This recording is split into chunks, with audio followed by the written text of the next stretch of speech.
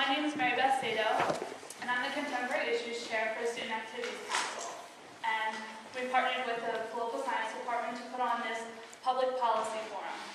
Thank you, Mary Beth. I just want to thank Mary Beth for her leadership in organizing tonight's event. It was her creation. I'm Audrey. So my question has to do with transportation. The transportation system in Pennsylvania is in crisis. Bridges are closed, there's not enough funding, and there's a lot of traffic jams, which I experience frequently.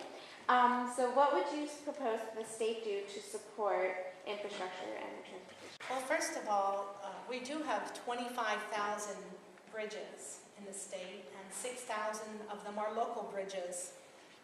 We're the 8th most heavily traveled interstate in the nation, and we had 567 state bridges with 42 closings that were structurally deficient, and that increased recently because of new limits that were put on them, and we now have 1,600 with 200 closed bridges.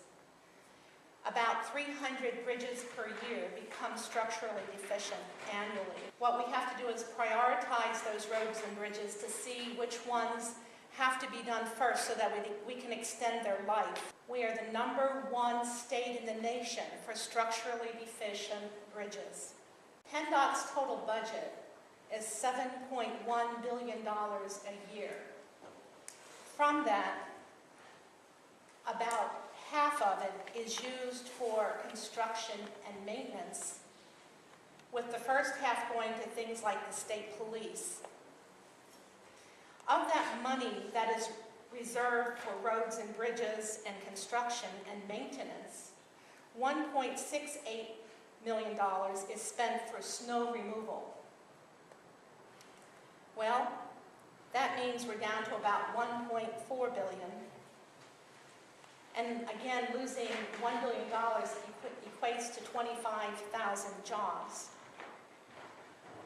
Over the next 4 years, the Turnpike is repaying $4.4 million to the state.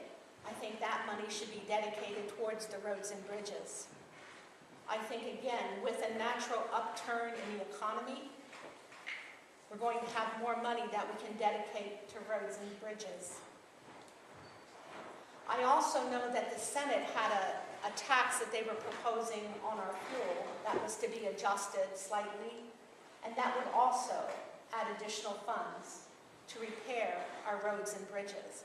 If we have bridges collapsing and closed, it's a safety issue, and it's also an issue because we can't get to our jobs. The farmers won't be able to get their milk trucks out so that they can take that milk and we can make chocolate, for heaven's sakes.